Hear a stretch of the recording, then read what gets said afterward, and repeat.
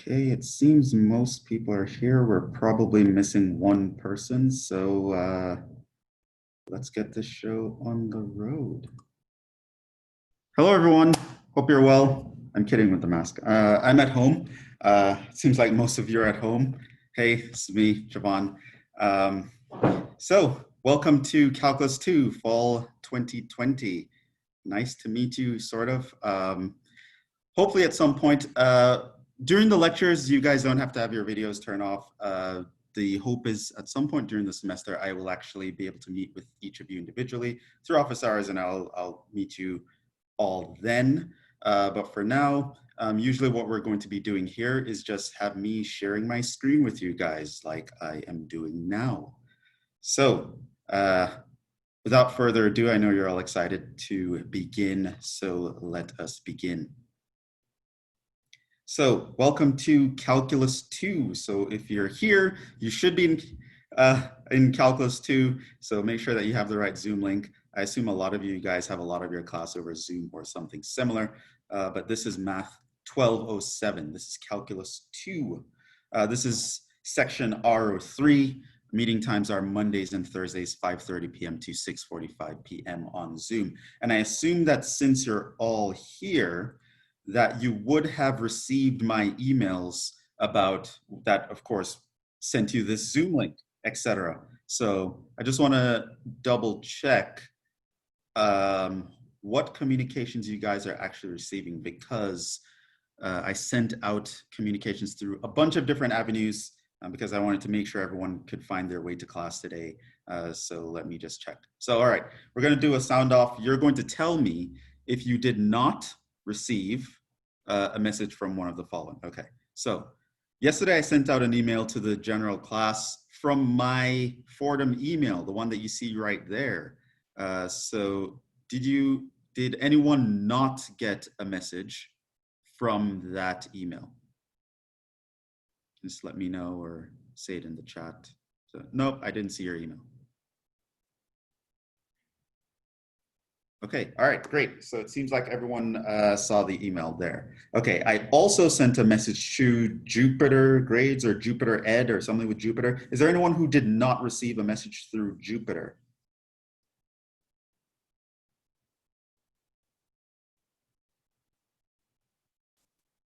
Okay, seems like that's good. All right, another one, Gradescope. Is there anyone who did not see an email from Gradescope? One word. We'll talk about what all these things are moving forward, but I just want to make sure, did you or did you not see those communications? Okay, hello? I don't think I got the Gradescope one. Would it Okay, have? so Gradescope is going to be important. So if you did not, you should definitely email me and let me know that. Okay. Okay, so far it seems maybe one person didn't get the Gradescope. Yeah, so be sure to shoot me an email because that has to be set up. Gradescope is where we're going to be doing our quizzes and tests, so you're going to have that. Finally, I sent a message out through Blackboard. So I posted a Blackboard announcement, and I believe it automatically sends out an email when I post an announcement. So you might have seen an announcement with the Zoom link for today's class in Blackboard.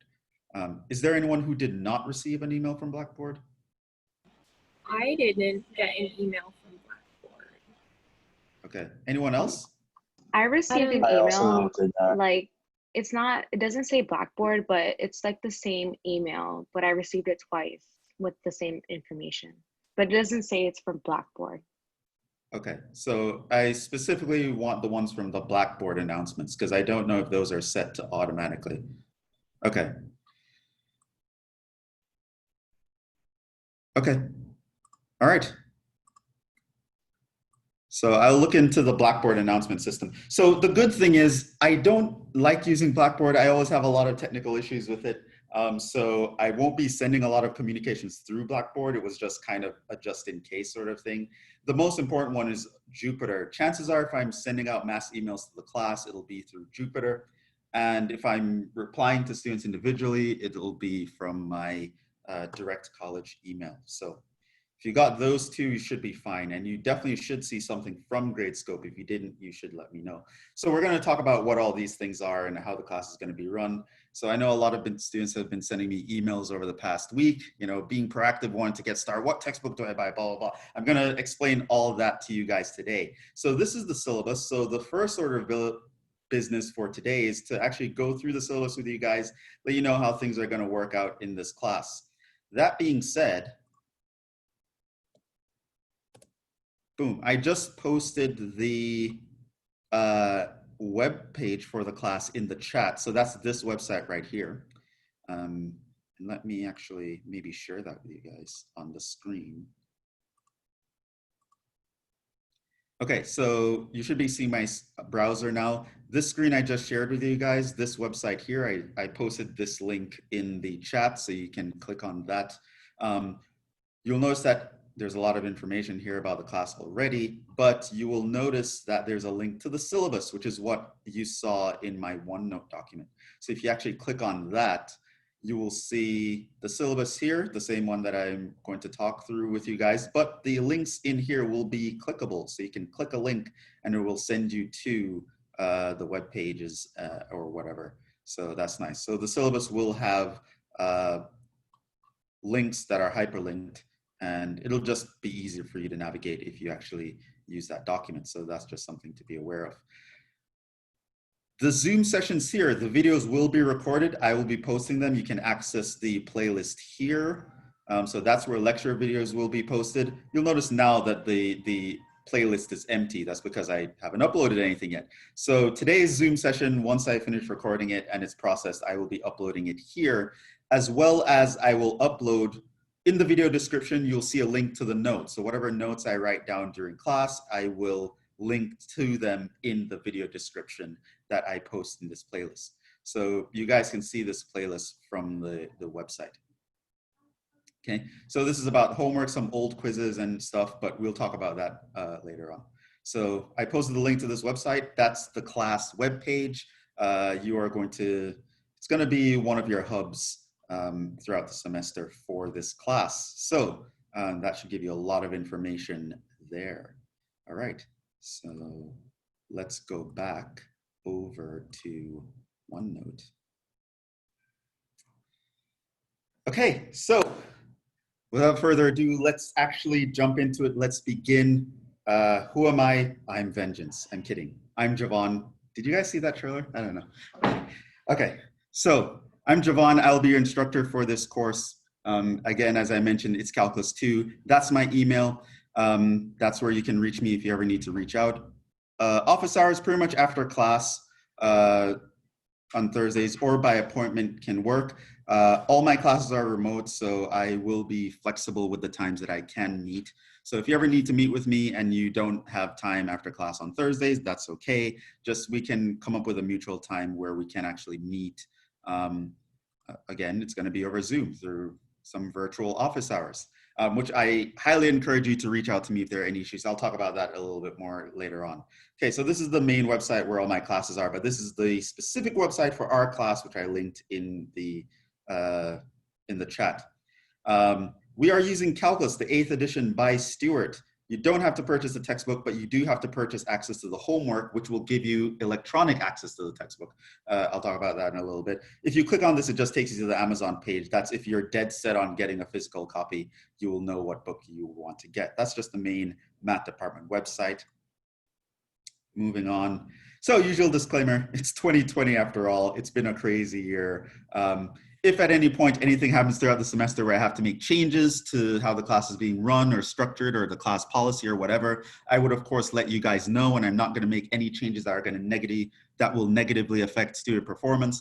But that's just my disclaimer to say, man, after all the craziness and changes that I had to make in the spring and in the summer, I reserve the right to make changes, but I will notify you guys. That's something just saying that why the websites are important. Calculators. You can use them on homework if you have to, but for the most part, I do want you to learn how to do things without a calculator. So on tests and quizzes, you won't need a calculator. I will write the problems in such a way that you can get through them without a calculator, and I highly recommend that you do them without a calculator. Usual GPA chart here, how grades are assigned and what they mean in terms of letter grades and what they mean in terms of GPA. You can find out more information about grades by going to that link. Here's how the actual breakdown of grades will work. So we have 15% of your grade will be based on quizzes. These will be done during recitation. You have your first recitation tomorrow. And yes, you have your first quiz tomorrow. We'll talk about that pretty soon. Did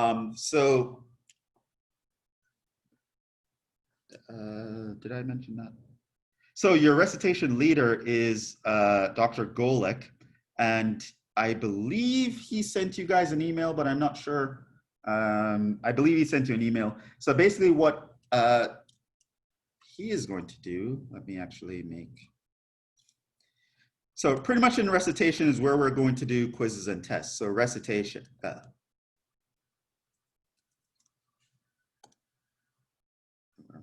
Okay, so recitation. So this is for quizzes, tests. Golek will proctor. So I believe he gave you a Zoom link for you guys to log in, and we'll go over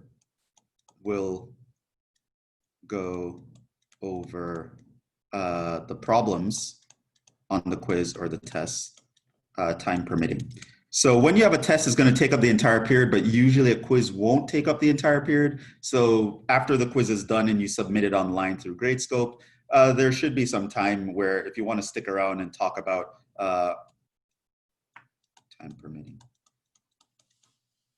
and talk about problems that you saw in the quiz, he can go over those with you. So that's pretty much how we're going to use recitation. It's going to be our testing hub. So every time you meet with me, Mondays and Thursdays, we will be going over lecture material. I'll be teaching you. You'll be quizzed on Fridays, and Professor Golek can actually answer whatever questions you have regarding that with whatever time is left over afterwards. So those are quizzes. So pretty much every week you're going to have either a quiz or a test. Homework, that's done online. That's done through WebAssign. I'll talk about that in a little bit. In-class tests. So we have two major tests.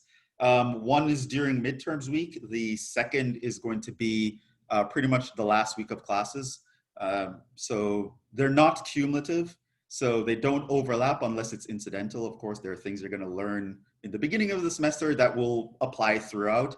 But overall, I don't specifically repeat topics unless you need to know them. The final exam is at the end of the course. This is during finals week. I will let you guys know when that is. But that one is cumulative. That covers everything. The quizzes are also not cumulative. So pretty much every quiz is going to cover the things that you did since the last quiz, right? So the quizzes also won't overlap unless it's just incidental. There's some kind of technique or process that is just common throughout the course that you should know how to do. So for example, differentiation and integration, we'll talk about that. These are things that will span throughout the entire course. Like at any point, you should be able to differentiate or integrate something.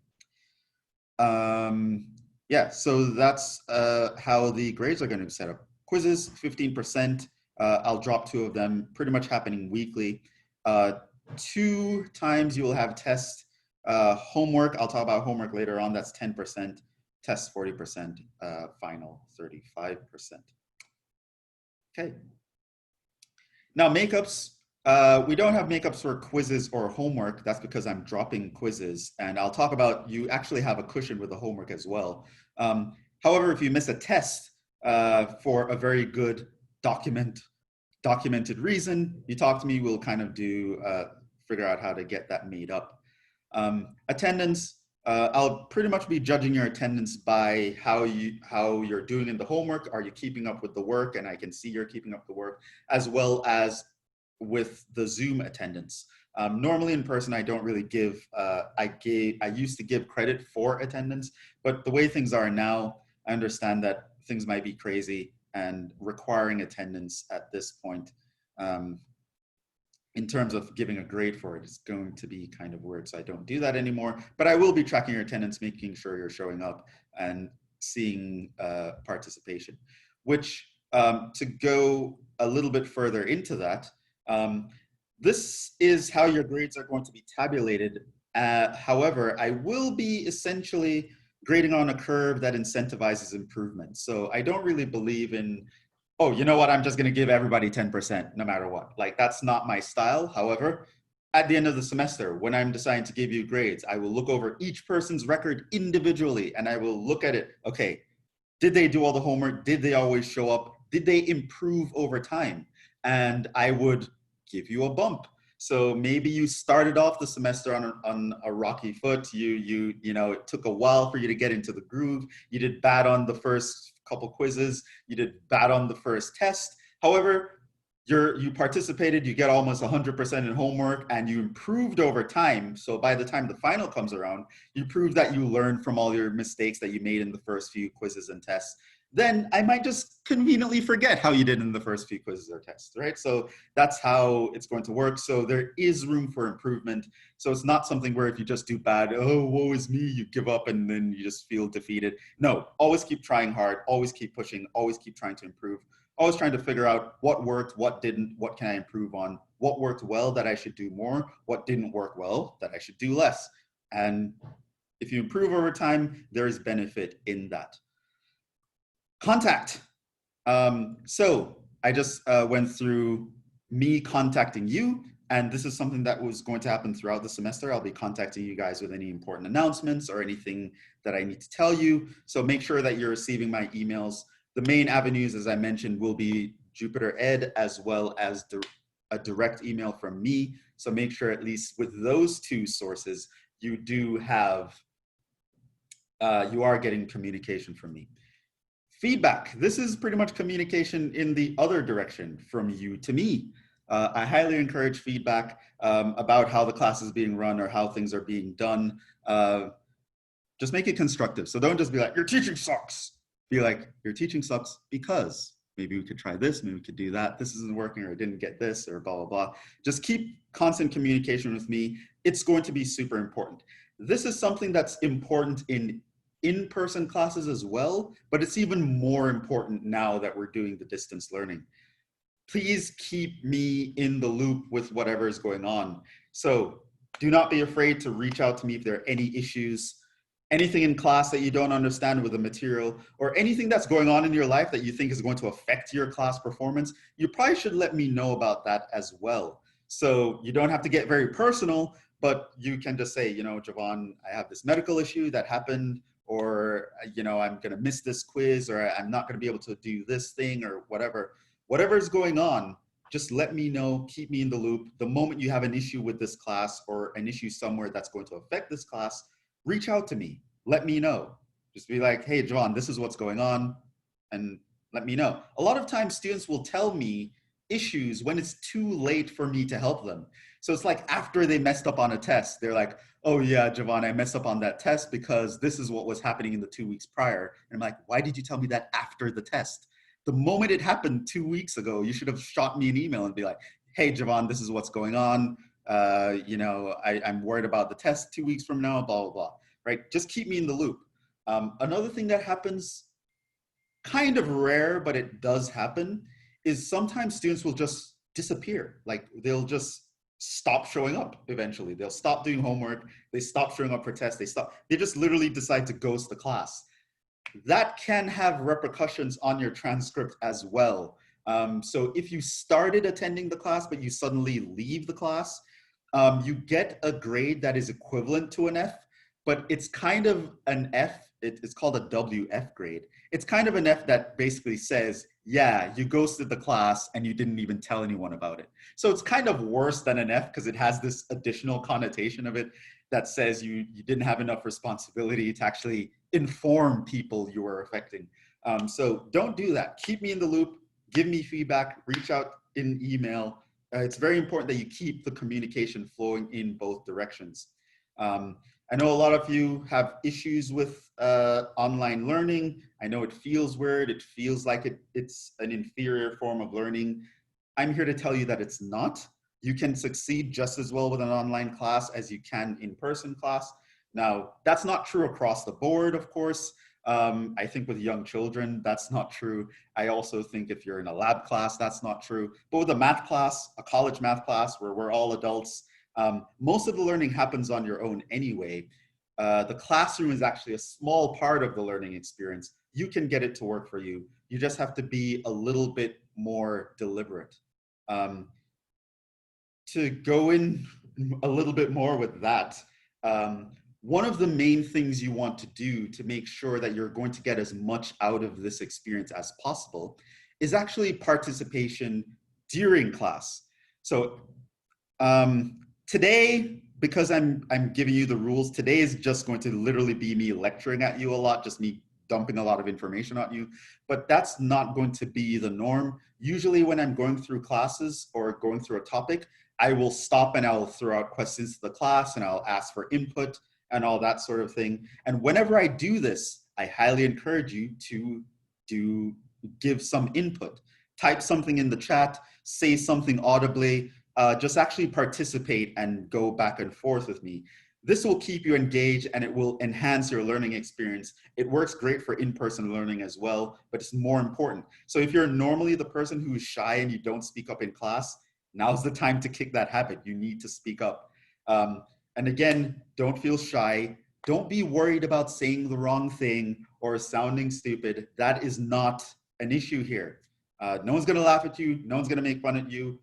This is a safe place. You're not gonna be canceled for saying the wrong thing or anything like that. So say whatever you think, because if you have misconceptions, it's important that I know about them so that I can address them. I can address it with the class. And I promise you, any mistake that you have, there are a bunch of other people in the class that make that mistake. It's not like you're going to, whatever you have issues with, I promise you, you're not the only one. So don't feel like you're being singled out. And if I say you're wrong, don't take it on as an attack. I'm going to say when you're wrong and I'm going to tell you why and how to actually get to the correct answer, what's the correct thinking, what's the correct thought process, so that when the tests actually come around, when the stakes are actually high, you know how to perform. So it's very important that you have a constant dialogue with me. Send me emails and set up office hours, and during class, participate as much as possible. In person, this is a little bit easier because you're all in a room. The Blackboard is in one direction, everyone's facing there. You have environmental and social reinforcement to keep you in track and keep you focused. Now you're in the comfort of your own homes, probably. It's easy to get distracted. It's easy to half pay attention to things. You don't want to be in that scenario. So I highly recommend, not only should you reach out to me when there are any issues, but during our lectures, whenever I throw out questions, please participate, say stuff, type stuff. You don't have to raise your hand usually. In math class, I usually don't have a bunch of people falling over each other to answer a math question. It doesn't really happen. So you can feel safe just like chiming in whenever I ask a question. And I think that will be okay. So that's one of the main things that I have found. You know, surprisingly, before this year, I've never taught an online class, but I've gotten a lot of experience in a very short period of time. This is going to be pretty much my 14th class that I've taught online. So I got a lot of, so in the spring I was teaching 7 classes. They all went online half the semester. In the summer I taught 3 classes online. So I'm telling you from my experience what I think students who have trouble with the online process of learning, I can tell you the main source of that trouble is the lack of communication. It's a lot easier in person. Once you actually make that a concerted effort in the online space, the learning can be just as good, maybe even better. So yeah, that's very important. I harped on that for a long time, but that's because it's really important. I just needed to say that. Okay, let's talk about homeworks, quizzes, and tests, how that's going to work. So homework is online through the Cengage publisher. The software that we're going to be using is called WebAssign. You can find instructions for how to register here. Again, this is hyperlinked when you're in the actual syllabus. It'll give you instructions for how to sign up for WebAssign. And then this is going to be the class key that you would use to register for our specific class. Now, why I didn't tell anyone to buy the textbook ahead of time is because there's actually a trial period. So if you go and sign up for WebAssign right now, you don't have to, there is going to be a fee. It's either going to be $100 if you only want this or some, don't quote me here, but it's around this. It's going to be $100 if you only pay for this class, but if you go with 120, I think is the next bump, you can get something called Cengage Unlimited. So if you have other classes that are using WebAssign, you can actually pay into the system one time and use it for all your WebAssign classes. There are actually a few other classes that use WebAssign. So if you happen to be in one of those classes, you can actually get free, quote unquote, access to them once you get access from me. So yeah, instructions are here in the syllabus. That's going to be the key code. Now, when it comes to homework, you do have a cushion. So as I mentioned here, if you get 85% overall, I'll give you 100% for your homework grade. Because of course, it's online, you could have technical difficulties, you could have whatever can happen. So essentially, you only have to be good 85% of the time and you'll get 100% of the points. So that's is why I'm not gonna drop any homework. If you miss a homework, you miss the homework. I'm not gonna give you a makeup for homework or anything like that. But you do have a 15% leeway. Now, you also have unlimited attempts on homework problems. So really, there is no reason why you shouldn't get 100%. But if things just don't work out, don't panic too much if you are up to 15% off the mark. Homework is definitely something I will be looking at. And it also shows effort as well. So sometimes I'll have students tell me, oh, Jhevon, I think I deserve a better grade because I really tried hard. And then when I look at their homework, they have like 22%. And I'm like, really? You were trying hard and you only did 22% of the homework? No, like the homework is the bare minimum thing that you should be doing. You have to actually do a lot more than the homework to actually do well in the class. So if you're not even doing the homework, I don't think you're working hard, and so on and so forth. That being said, unfortunately, effort is not something that I can give you a grade for in the first place. You have to prove that you know things, and that's where your grade comes from. But definitely putting in the effort in homework and studying and on quizzes, that is obviously going to help you do better on the tests. So yeah, quizzes and tests, everything will be on Gradescope. You should have received that link. If you didn't receive a link from Gradescope, you definitely need to email me. So Gradescope is going to be how you're going to do the quiz tomorrow. So I believe you're going to log in to Zoom with Golek, and then you are going to log into Gradescope and you're going to do the quiz. The quiz starts at the beginning of the period, so make sure you log in early and so you can begin. And then afterwards, if there's time left over, he can go over the quiz with you. All right. What else do I want to say? So there are going to be 2 tests. All tests, quizzes, and the final will be on Gradescope. And I don't think it's up, but what I will do tonight, I guess I'll open it between 8 p.m. tonight and 8 a.m. tomorrow, is just do like a mock quiz where you can go in and just move around. It's not going to count for your grade, just for you to get used to the application. You can go in, select some kind of things, upload scans, because on tests, I'll ask you to upload scans of your work, etc. So just to get used to the environment, I'll post a fake quiz online tonight, and I'll let you guys know when that happens. Yeah, all right, so the final is the only cumulative thing. Quizzes and tests, like I said, they don't really overlap unless it's incidental. So yeah, moving on. Expectations, work ethic, work hard, don't slack off, study daily, do all your homework, show up to class, participate. Pretty much the usual things. For prerequisites, you of course need to know your Calc 1. You also need to know your pre-calculus. So you need to know how to factor, how to simplify, how to solve equations, how to sketch graphs, how to differentiate something, how to integrate something. A lot of integration I will be teaching you in this class, but you should know at least up to integration by substitution at the end of Calc 1. And if you did Calc 1 with me, you probably even know even more than that. But you should at least have up to substitution. Now, you should remember all that stuff. If you need a refresher, you can actually see my Calc 1 materials at this link here. If you need a refresher with pre-calculus, you can find my pre-calculus materials at this link here. So you have a lot of information and a lot of resources to not only help you with this class, but help you with the previous classes that led up to this class. Chances are errors in this class were made before this class even happened. Just like how in Calc 1, students fail Calc 1 because of algebra skills, really. In the same way, students fail Calc 2 because of Calc 1 and algebra skills.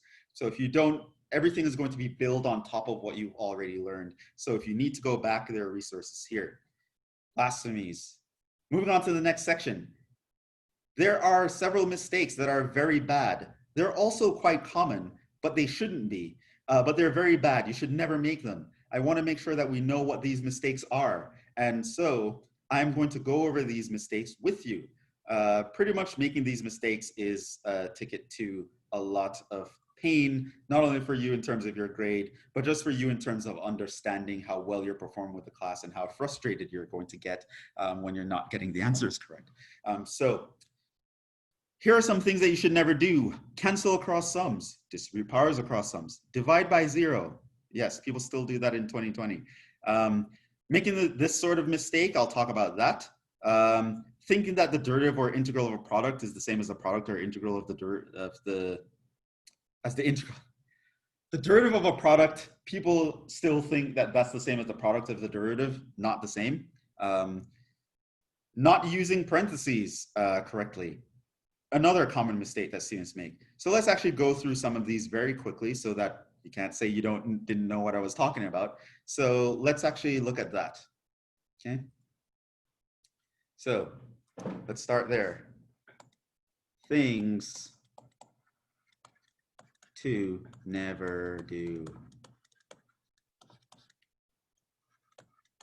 No matter what, even if someone's holding a gun to your head or Batman is beating you up or whatever, do not do these things. 1, do not cancel across sums. Very common mistake. So what do I mean? Example. Let's say you're working on a problem, you got to a point where you see something like, okay, 2x plus 1 all over 2. And you go, I can cancel the 2's, right? No, you cannot. You cannot cancel the 2's. Highly illegal, highly wrong. You cannot cancel the 2's. But students try to do it all the time. And they'll write, oh, that's just x plus 1, isn't it? No, it's not x plus 1. You cannot cancel the 2's because they are separated by a plus sign. No, you can't cancel the 2's.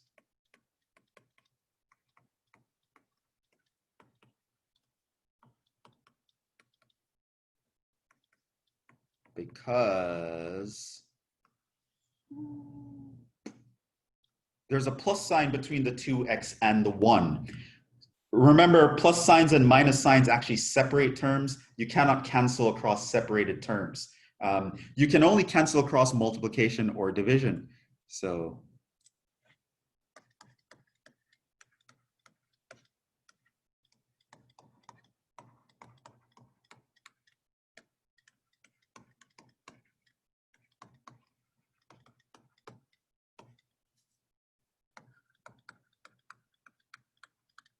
So if what you had instead was 2 times x plus 1 all over 2, then yeah, you can cancel those. And that's just x plus 1. That is correct, right? So you can actually cancel because there's a multiplication here. That's why you're allowed to cancel. So yeah, don't cancel across sums. It shows great mathematical immaturity. So don't do it. Second thing. Do not distribute powers across sums.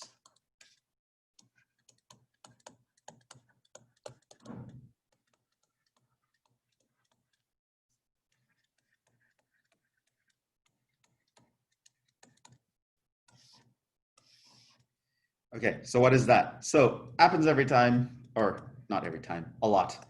Someone sees like x plus 3 and they go all squared and they go, oh, that's x squared plus 9, right? No, that is not x squared plus 9.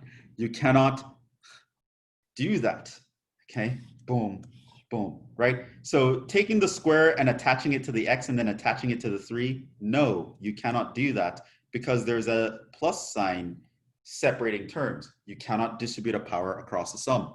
Another common way that this happens, so something like you have the radical of x squared plus 4. And people go, well, is that x plus 2? No. No, it's not x plus 2, right? So you cannot just take the radical and actually attach it to the x squared part and attach it to the 4.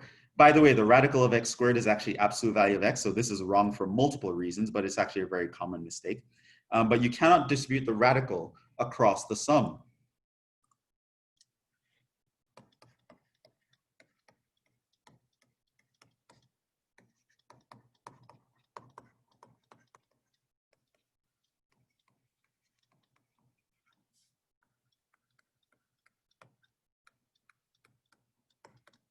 Okay, so it is a power. Remember, radicals are powers, right? So when you see x squared plus 4 all under a radical, remember, this just means x squared plus 4.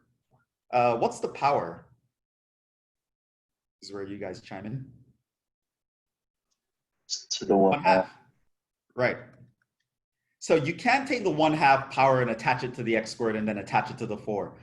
In fact, this is a bigger mistake than before, because to actually expand a radical, you would need an infinite number of terms. And by the way, in this class, I'm actually going to show you how to expand radicals. So that's going to be cool, something to look forward to in the future. So hopefully you guys actually know how to expand a square. So the thing you should know is that a plus b all squared is equal to a squared plus 2ab plus b squared. So you guys know how to expand that. That would actually expand into 3 terms. So if you have x plus 3 squared, it's going to be x squared plus 6x plus 9. Yeah, to expand a radical though, you literally need an infinite number of terms. So yeah, this is so wrong, it's not even funny. We'll talk about that at some point much later in the class. You can distribute powers across, again, multiplication, division. You can.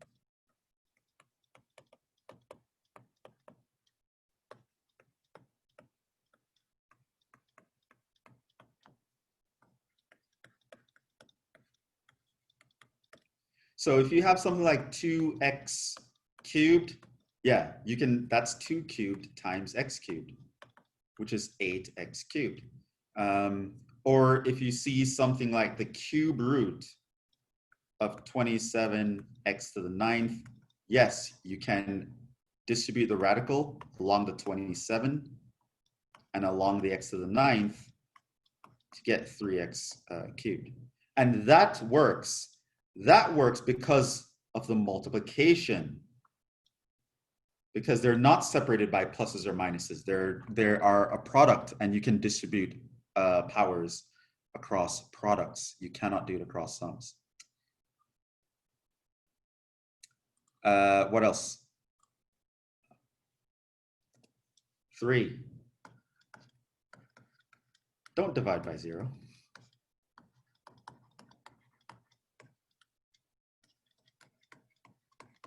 So now, of course, you have all done Calc 1, and you have things, so you've seen limits, which I don't want you to interpret that as division by 0. So this guy here is meaningless. It's not 0, it's not infinity, it has no meaning. It literally is a nonsensical thing to write down. However,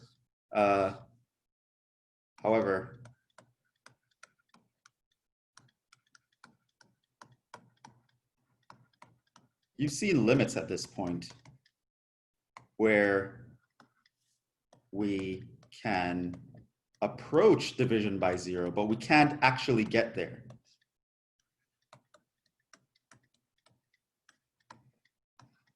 So don't write anything divided by 0 and then tell me that makes sense. Even in the cases where something like that, you're in a limit form and it might seem to make sense, something like 1 over x squared, yes, that's infinity.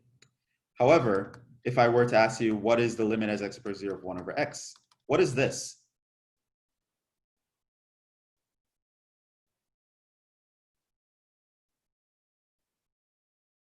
DNE does not exist. That's right. Here's another situation where your denominator is approaching 0. What is that?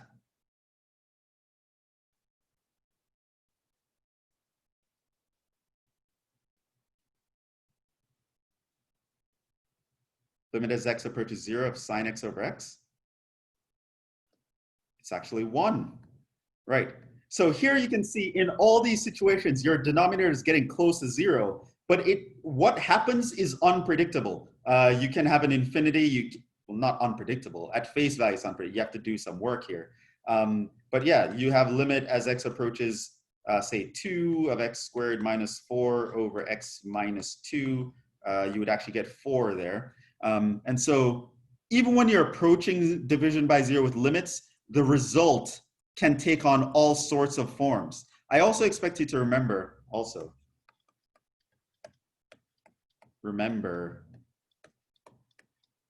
indeterminate forms.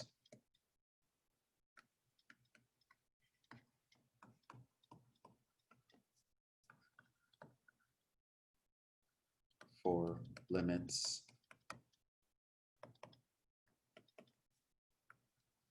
and L'Hopital's rule.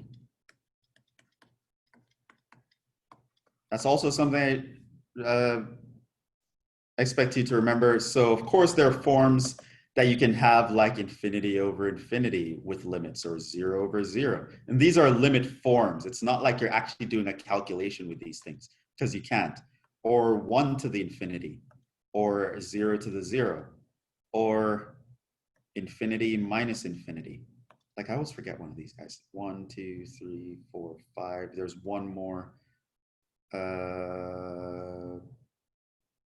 Is it infinity to the 0? I believe is the other one.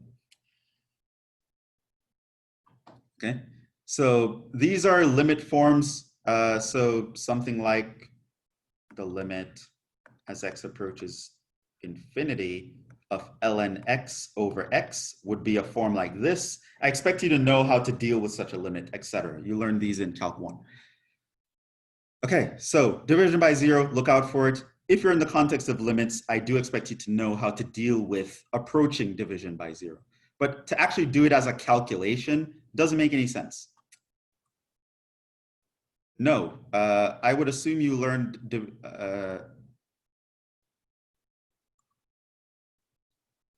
oh, really? Well, yeah, no. I expect you guys to know about L'Hopital's rule.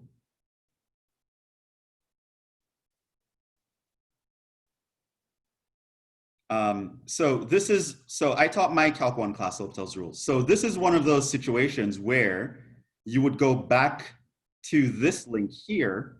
You would go to the lecture videos that I recorded for Calc 1, and you should watch the lecture for indeterminate forms and L'Hopital's rule.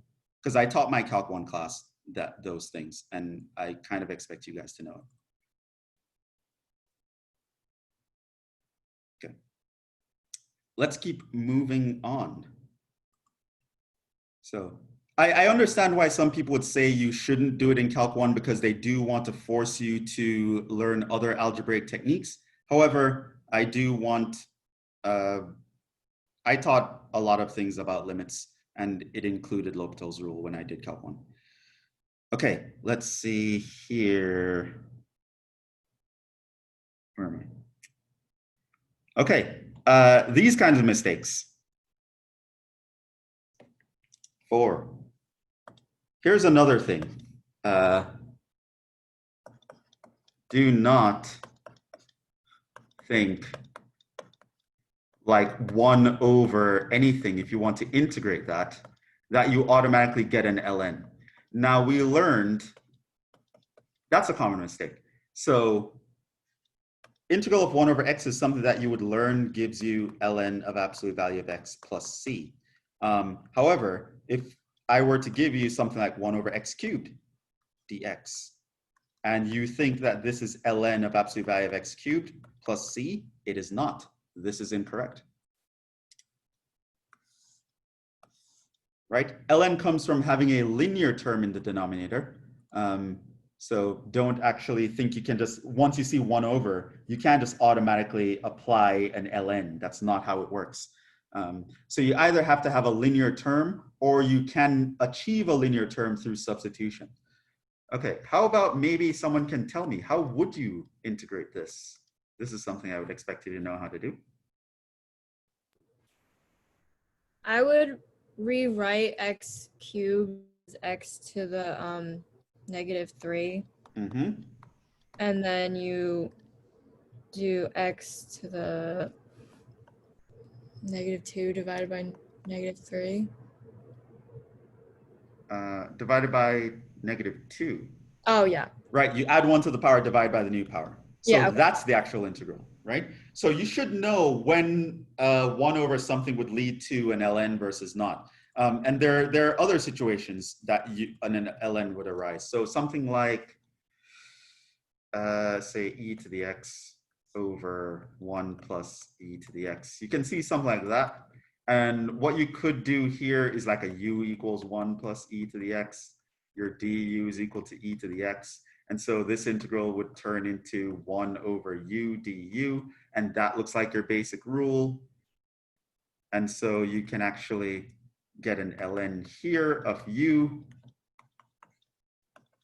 And so this is ln of 1 plus e to the x. Right, so things like this, I expect you to know how to properly use an ln from an integral. Some people just think automatically if they see 1 over, it means an ln. It does not. Common mistake, shouldn't really be happening. Here is another thing that you want to be aware of. Do not distribute derivatives or integrals across products or quotients. So that's something that I see from time to time. It's super common in Calc 1 for students to make this mistake. You should not make this mistake. So what do I mean by that? So this means like if you had the derivative and you wanted to differentiate one function times another function, if you think, oh, I'll just differentiate the first function and then multiply that by the derivative of the second function, is that the answer? No, that is not the answer. This is wrong. But I see people do it all the time. No, that's not how you differentiate a product. How do you differentiate a product? If I asked you to differentiate one function times another one, how is it done? You do f derivative g plus fg derivative, I believe. Right, so this is called the product rule. And I see some people typing that in the chat. So that's called the product rule. That's how you're supposed to do it, right? As well as it does not work across division either. So if you have the derivative of one function divided by another, and some people were like, oh, let me just differentiate the top and let me differentiate the bottom. No, that's incorrect. You cannot actually do that. So that's also incorrect. So there is a rule that tells us how to do that we learned in Calc 1. Who remembers that one?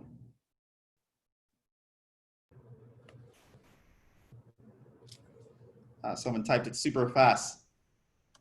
F prime g minus fg prime over g squared. This is called the quotient rule. So you should know that's how you should differentiate quotients. Okay, so the bottom times derivative of the top minus the top times derivative of the bottom over the bottom squared. So don't distribute a derivative across a product or a division. At that point, I'll know you have no idea what you're talking about. So it also does not work for integration. So this is not the same as that. You can't just integrate each term in an integral and stick them together. It doesn't work for derivatives. It does not work for integrals either. Also, if you have the integral of f of x divided by g of x dx, it's not the same as just integrating f of x over integral of g of x. So these two things are not true. Now, what are the rules for actually computing those integrals? And this is where Calc 2 starts to diverge from Calc 1. So you see in Calc 1, when it came to derivatives, you had things like the product rule and the quotient rule, and derivatives were pretty straightforward in the sense that we had all these general rules that we can just apply when we want to differentiate. It turns out integration, and we'll see this moving forward, is actually a lot more complicated. It turns out there is no general rule to integrate f of x times g of x. There is no product rule for integration. There is something that we can reverse the product rule for integration. This is called integration by parts, but it's not a general method. There are times when you can have a product and you would use various methods. So things aren't as straightforward in this class. This is one of the challenges in Calc 2. We're now moving into the realm where things aren't as straightforward anymore. You're going to need a little bit of creativity, a little bit of ingenuity. And of course, I'm going to tell you how you want to navigate this new kind of doing math. But just so you know, Calc 2 is not as straightforward as Calc 1. Calc 1 is actually super straightforward, believe it or not. So just a heads up, be aware of that. Okay, so don't make those mistakes. Also, remember your plus C when doing indefinite integrals.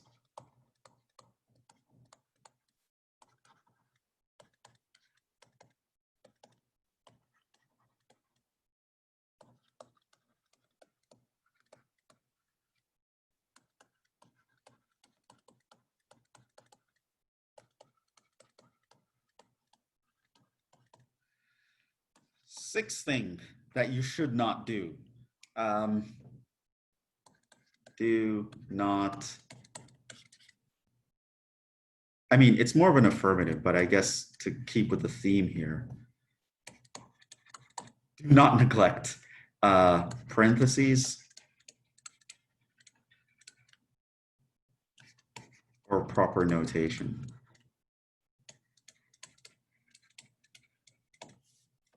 Now, most of you should be aware of this by now. If not, I'm going to tell you right now. This is one of the, I don't know, one of the big secrets or the pro tips. Language, grammar, knowing the definition of terms, and just how you express yourself. We often think of that as, oh, that's a language thing. This is what I should care about if I'm in English class or if I'm in creative writing class. Or the truth is, language matters more in math class and in science class than it even does in your language classes, believe it or not. Students who don't pay attention to proper notation, they don't pay attention to language, how they're writing things down, the order in which they're writing things down. If they know that they should write parentheses, but they don't write it because I know in my head it should be there, these students often get into a lot of trouble and a lot of misunderstanding. Language is more important in math class than it is in your language classes. And I know that's kind of weird for some people to think about, but mathematics, when it comes to teaching mathematics and learning mathematics, the language of it is super important. Being able to talk about math and talk about it accurately is super important. Because in language, you can construct sentences various ways. You can be ironic. You can say things that you mean without actually meaning them, and everyone would understand what you're talking about. Mathematics is not this way.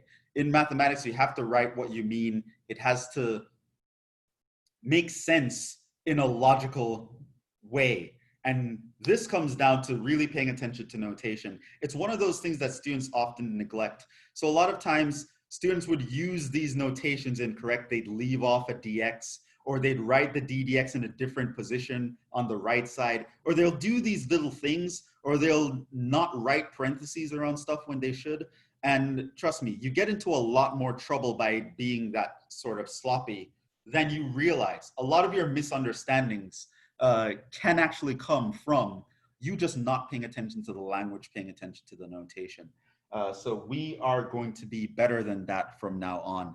So use your parentheses, use proper notation. It is very, very, very, very important.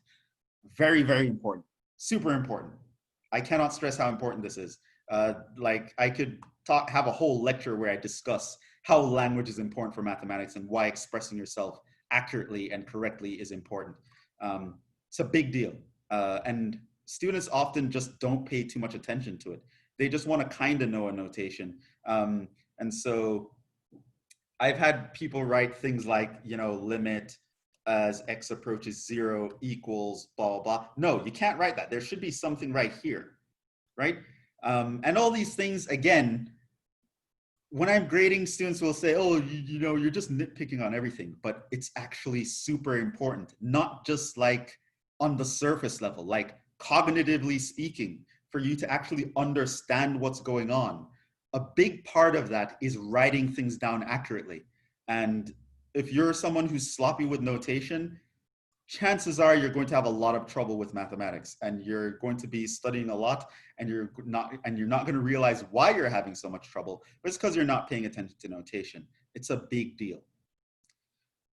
Whew. Okay, so that's me going over this section right here, the blasphemy section. It's actually super important. Keep those in mind and try to avoid these mistakes when possible.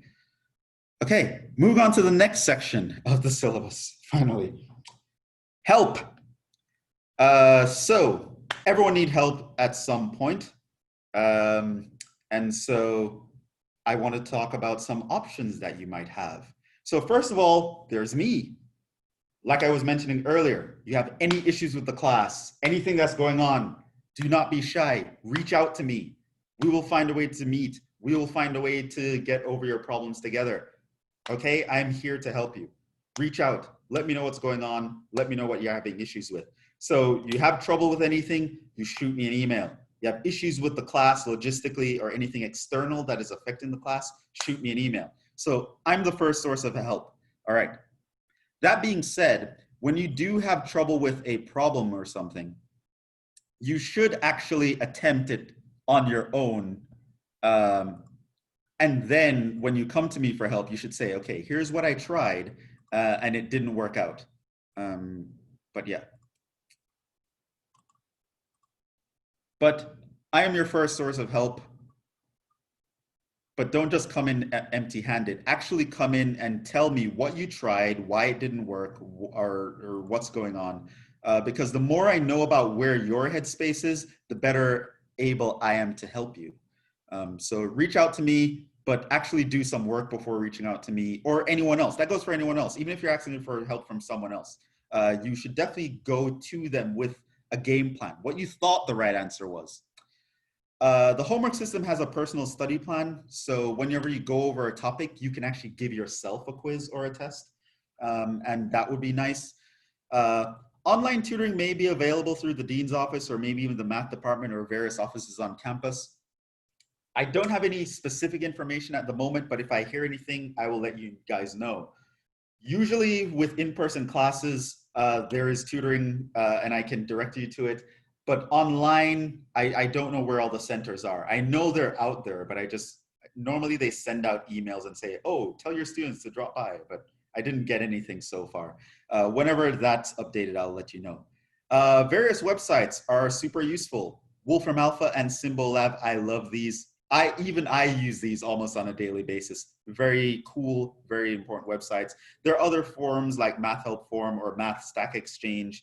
If you want help with graphing, graph.tk or desmos.com is really useful. Google can do wonders. A quick Google search about a topic. You want to see something explained in a different way, or you want to see more examples of something, you can do a Google search. Hey, Jhevon, I searched on Google and it gave me this example. I don't understand this example. How does it compare to the example you did in class, etc. Sometimes you can get a lot out of that. Your classmates are also an important resource. So somehow we can find a way, if you guys need me to help you set up a forum or something where you guys can exchange information, maybe make some virtual study group, that would be good. So yes, I'm a great source of help and different websites are a great source of help, but it's also often very useful to bounce ideas off someone that's in the same boat as you, who's on the same level of you, and just hash it out with someone else in the class. That is often a very useful thing and a very good thing to do. So you should do that. More information. We do have student disability services here at Fordham. If you have a sort of disability that you think will affect your performance in the class, I want to make sure that everyone has an equal opportunity to do well. So you should definitely reach out to these people. If you go to this website, you will see the contact information for the office. If you are to get any accommodations like extra time on tests or quizzes or any of that stuff, you need to reach out to them. They need to reach out to me, because there's some sort of official process that needs to happen in order for me to give you these accommodations. Now, of course, for the quiz tomorrow, at this point, if you tell me, oh, I should have accommodations, but I don't have the documentation yet, I'll take your word for it at this point, but definitely starting next week, I'm not going to be giving accommodations without documentation. So reach out to them and make sure that you get the accommodations that you need. If you anticipate that you will get accommodations, but you didn't get the documentation yet, shoot me an email and I'll set up your accommodations for tomorrow's quiz. I'll believe you at this point. Class rules, I don't know, this is here as a formality, but you guys might have noticed I'm wearing a shirt. I'm also wearing pants. I'm obeying kind of the rules. I get ready and I'm prepared for class. You guys should kind of do the same thing. So normally, while in an in-person class, you wouldn't be on your cell phone or you wouldn't be paying attention to other things. Don't do that either. Obey class rules as if you're in class, even though you're not. Stay engaged. Don't be looking at other screens.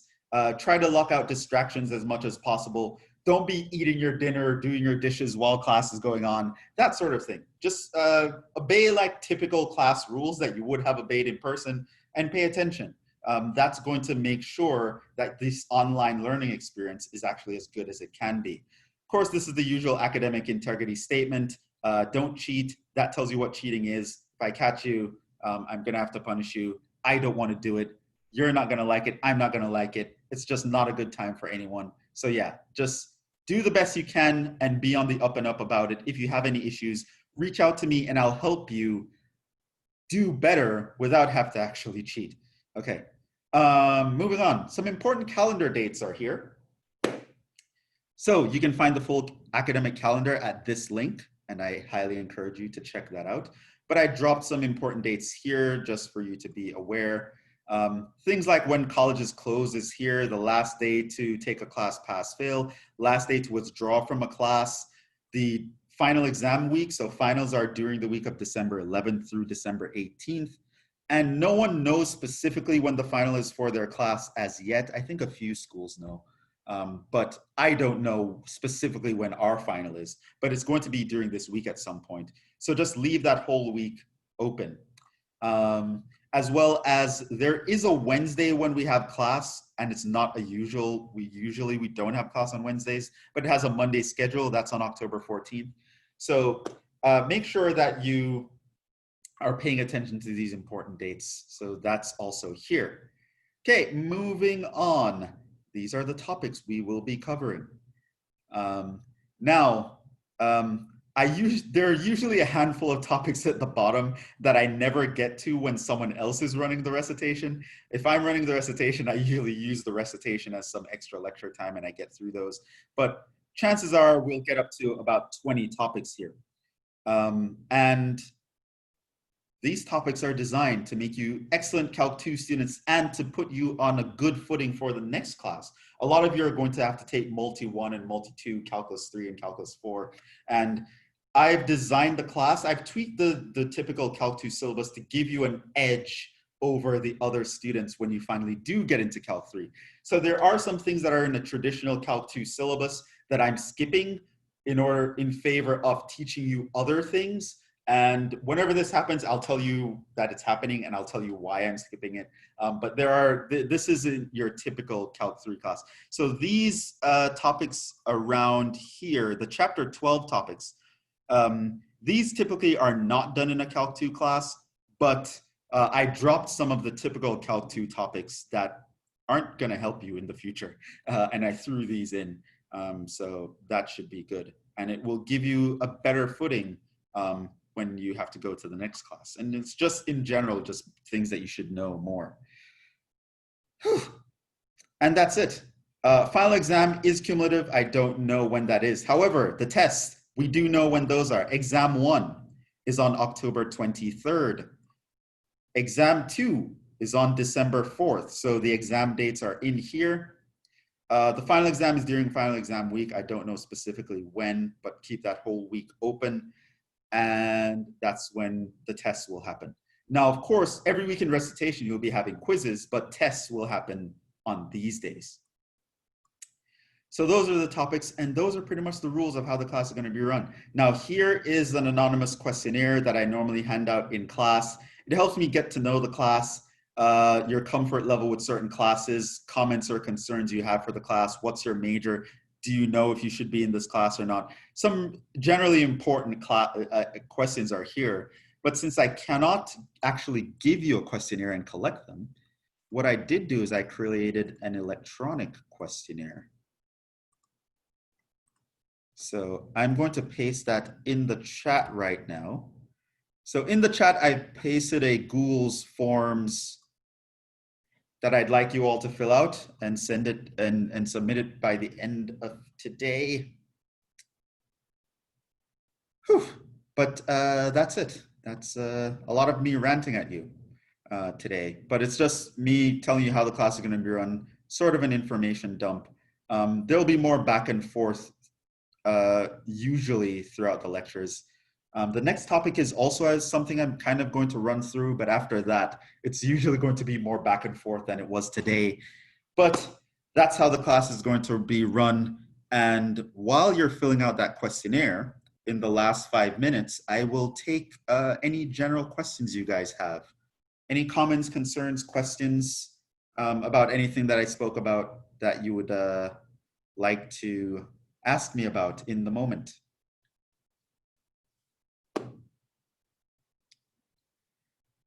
Okay, so quiz tomorrow is on prereq material. So I want to make sure that you know how to differentiate, how to integrate, how to do all sorts of things. In fact, I think there's probably an old quiz. Let me share the browser with you again. Okay, so here's the class. Here are some old quizzes. Here's a quiz 1, an old quiz 1. So this was given in paper in an in-person class. So this would usually be in a quiz 1. So something like, do you know what the product rule is? Do you know what the power rule is? Do you know what the chain rule is? Find these limits, compute these integrals. So sketch these graphs. As you can see, it's all Calc 1 stuff. So it's just me wanting to make sure that you remembered your prerequisites. If you want to do a sample of what kinds of things I might ask you about, you can, it's here.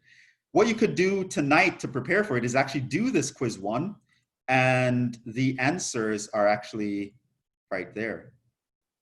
So of course, don't look at the answers, try to do it on your own first, and then, yeah. So the quiz tomorrow, obviously I didn't teach you anything yet, so I can't quiz you on anything Calc 2 related, but it's just me making sure that you have your prerequisites under control. So it's just Calc 1 stuff. Other question?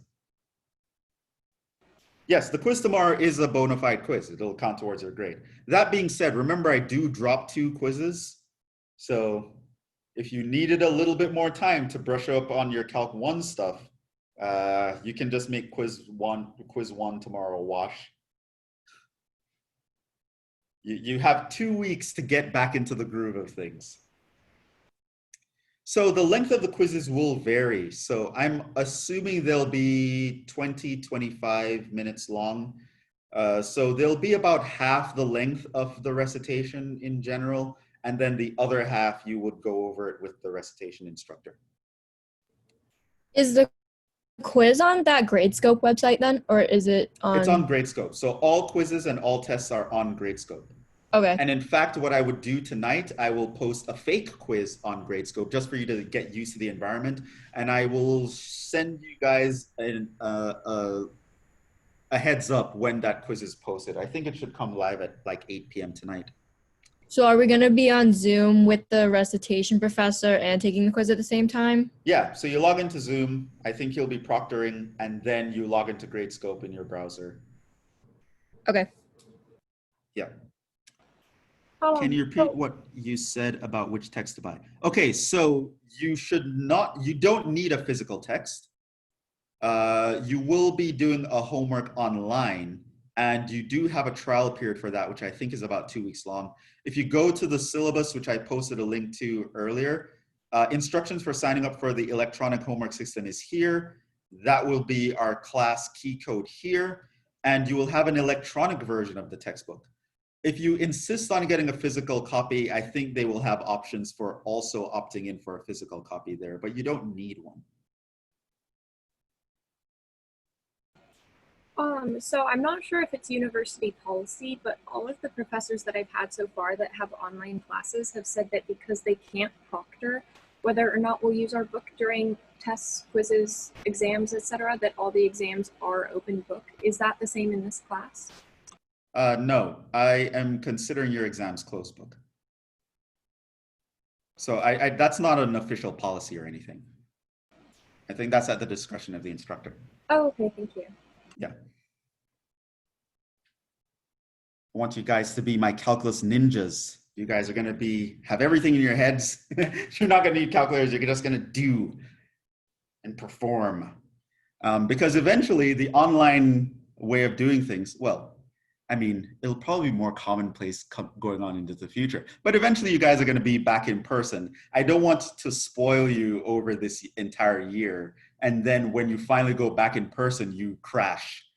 So I do want to prepare you to be able to handle closed book situations as well. Email is the best way to contact me. So my email is in the beginning of the syllabus here, and I sent an email. So if you have any issues, any questions, shoot me an email. Say, Jhevon, I'm having trouble with this. Can we set up a time to meet? And I can meet you face-to-face over a Zoom meeting or something like that.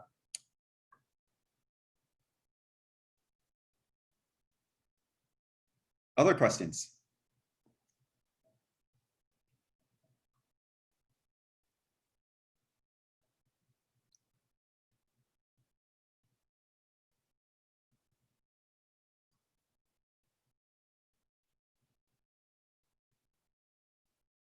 Okay, so things that I would say to do today.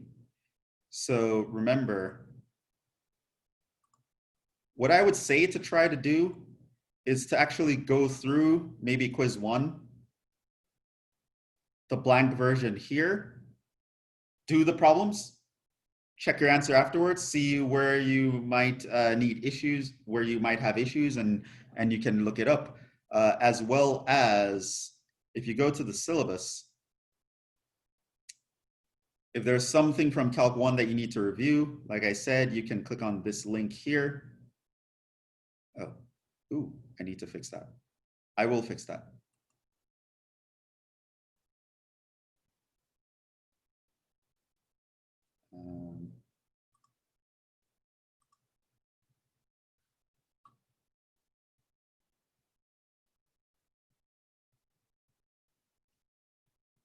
And I have to fix that. Well, it's good. It's good that I checked.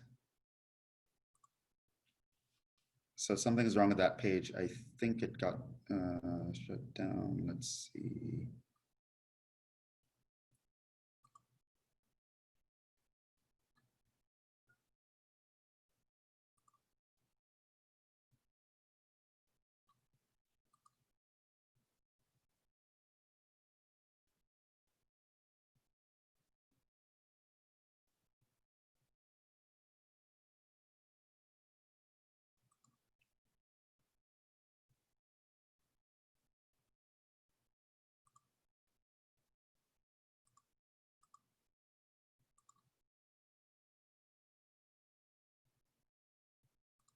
Okay, let's try this again. I if I click on that, I hope I fixed the right one. Ah, there we go.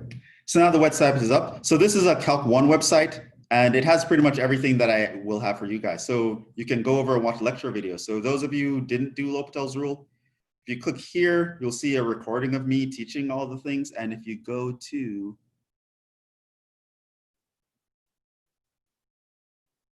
yeah, here, indeterminate forms and L'Hopital's rule is lecture 17 here. So you can get all that information. You can see some old tests and quizzes for Calc 1. So you can use this website to review if you need to review. Yeah.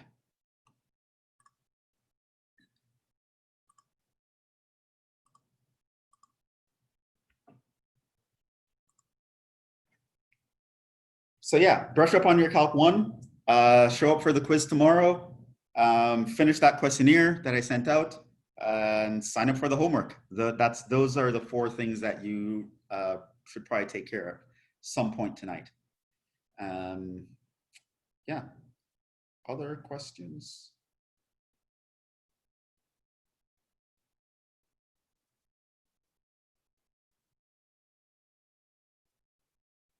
Okay, so we're gonna wrap up there. We're actually a couple minutes over time, so we will wrap up. But again, if anything comes up, again, if you have any questions, any issues, don't be afraid to reach out to me. Shoot me an email. I'm an email away. We can figure something out, okay? Yeah. So we're going to wrap up there. Hopefully that was okay. That's it. So good luck. Thanks for stopping by. Thanks for participating. I will see you guys on Monday is when we have our next class, and we'll jump right into it. We will start the first topic. I'm going to talk about hyperbolic functions, hyperbolic trig functions. That I'm going to do very quickly. I'm going to talk about why I'll do it very quickly. But then we'll get into chapter 7 in our textbook, integration. That's going to be fun, as we'll see. So yeah, read through the syllabus. Have any questions or any issues, reach out to me in email. For now, we're going to say au revoir. So hopefully that was clear. Hopefully we're all kind of understand how things are going to work. And we'll stop there. Thank you. Okay. Thank you. Hey, you're welcome. Thank you. You're welcome. Let me know if you have any issues or questions, and I will see you guys in the next one. Ciao.